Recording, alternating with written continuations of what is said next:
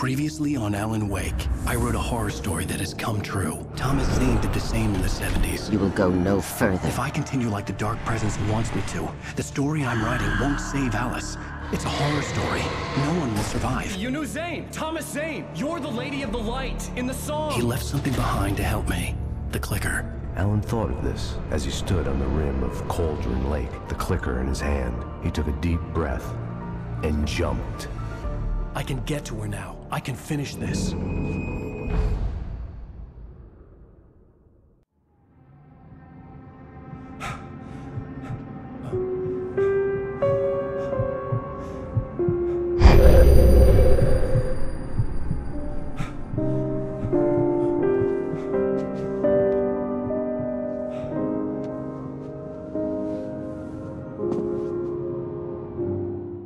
I had a hangover.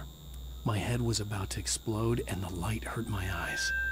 I needed my sunglasses and painkillers to dull the pain.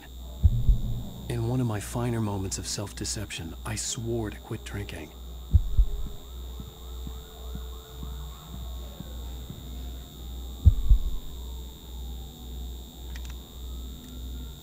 The sunglasses made the world look bearable. Now I could keep my eyes open without feeling like a vampire in the sun.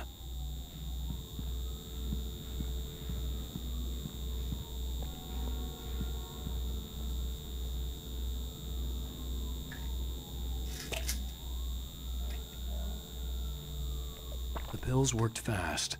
The prospect of being awake started to seem bearable again. There was a message waiting for me on the machine. You have one new message. Al!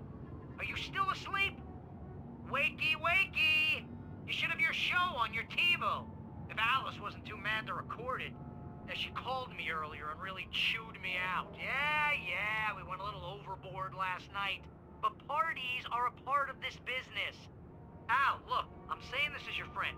She's not doing your career any favors by trying to run your life like that, okay? I'll talk to you later, Al. Watch the show!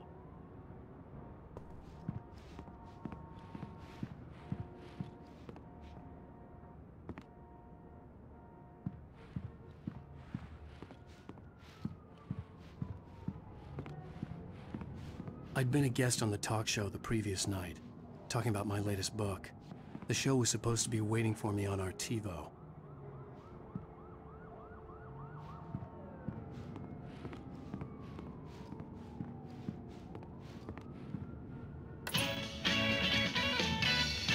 Ladies and gentlemen, welcome back to the Harry Gallic Show.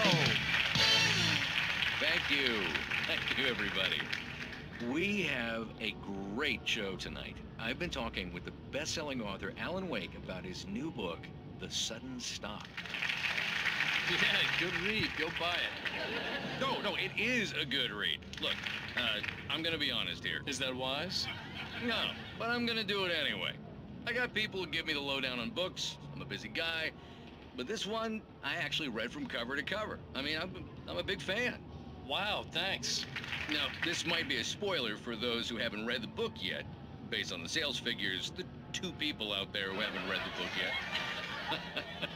But this last book is all about the death of the main character, the hard-boiled New York detective, Alex Casey. Now, there's been a lot of outrage about this. Why the hell did you kill Casey? What the hell were you thinking, man? Good riddance. No, seriously though. 7 years and 6 books is a long time.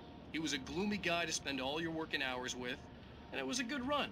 But it's time to explore new things. My next book will be a departure from the old for me.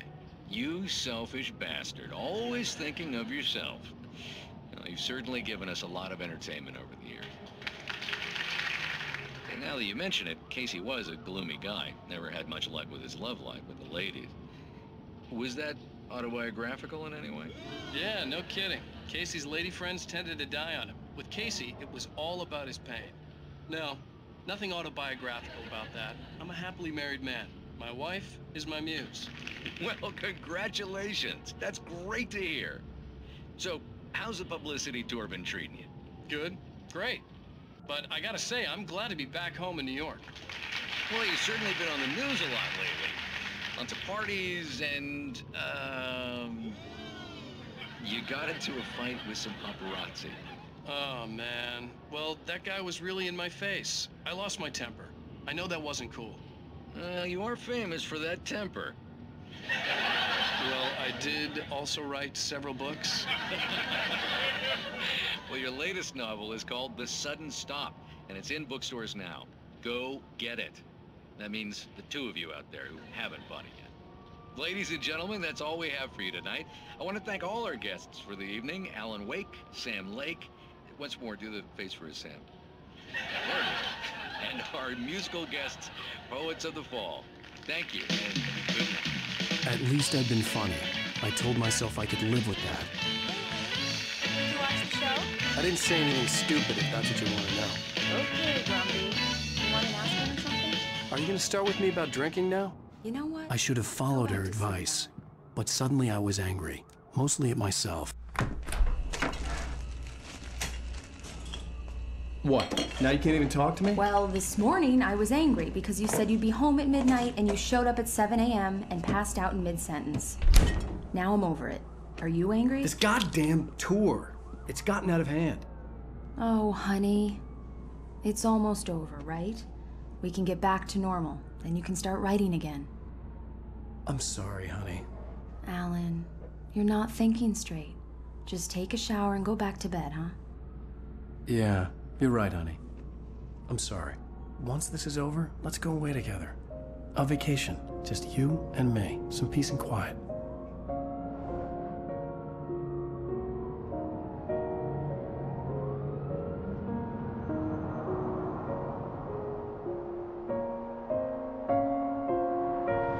Somehow, the clicker was the key to the cabin. I had to return to Cauldron Lake to save Alice.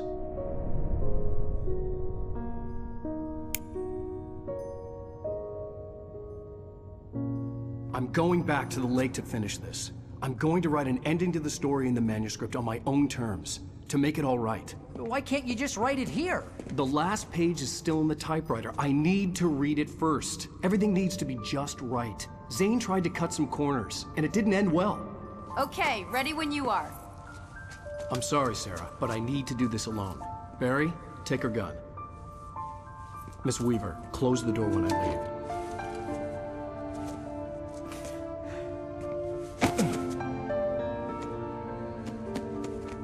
Good luck, Al. See you later.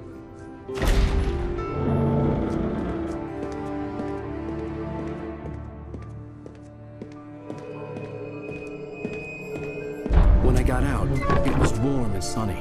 I'd flicked the switch of the clicker. Had it done this? I didn't stop to question it. I had to take advantage of the sunlight to get to the lake. On Zane's page, I'd stood on the rim of Cauldron Lake, about to use the clicker. That's where I was headed.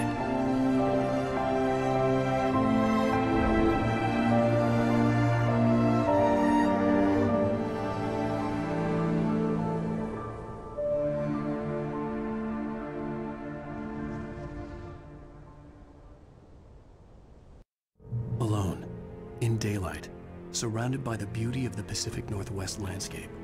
It was hard not to let doubt creep in one last time. I could still chalk everything up to a dream, a delusion.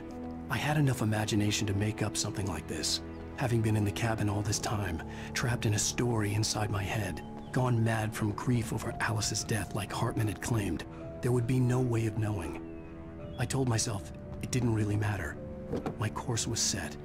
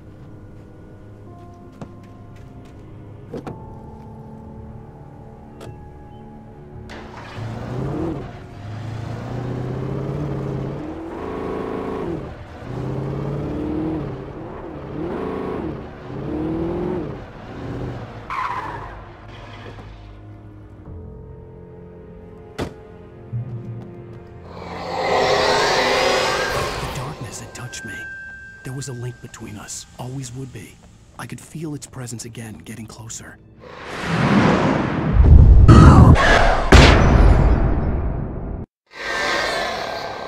I will kill your wife.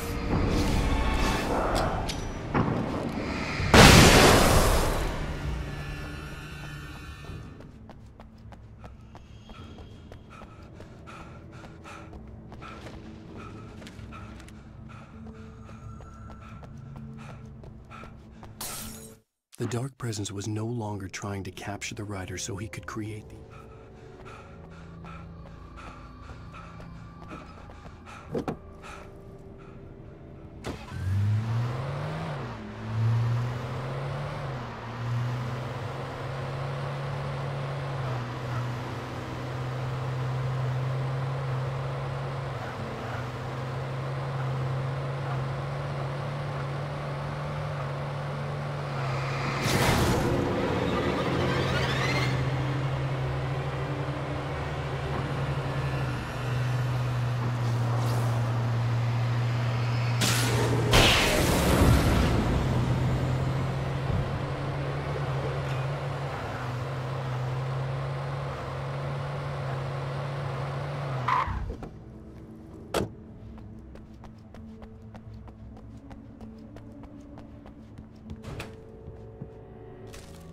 The Poet and the Muse, lyrics by Old Gods of Asgard.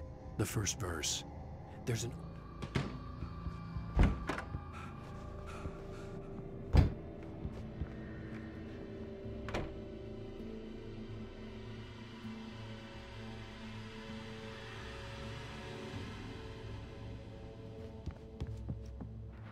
Based on the signature in the motel register, Agent Nightingale had stayed here, in room number 2.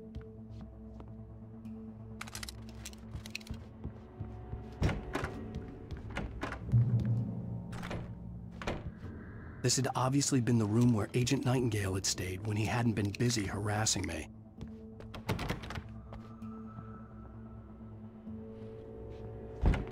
Look after yourself and your co-workers!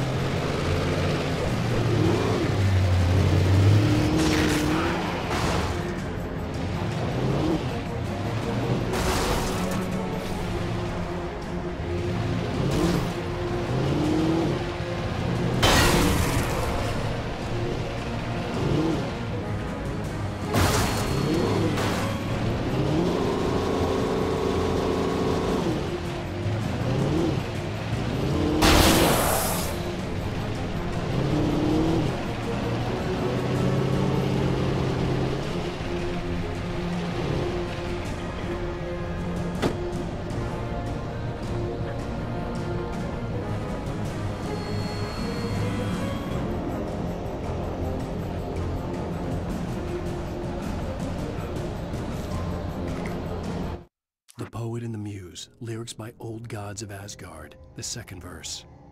The poet came down to the lake to call out to his deer. When there was no answer, he was overcome with fear. He searched in vain for his treasure.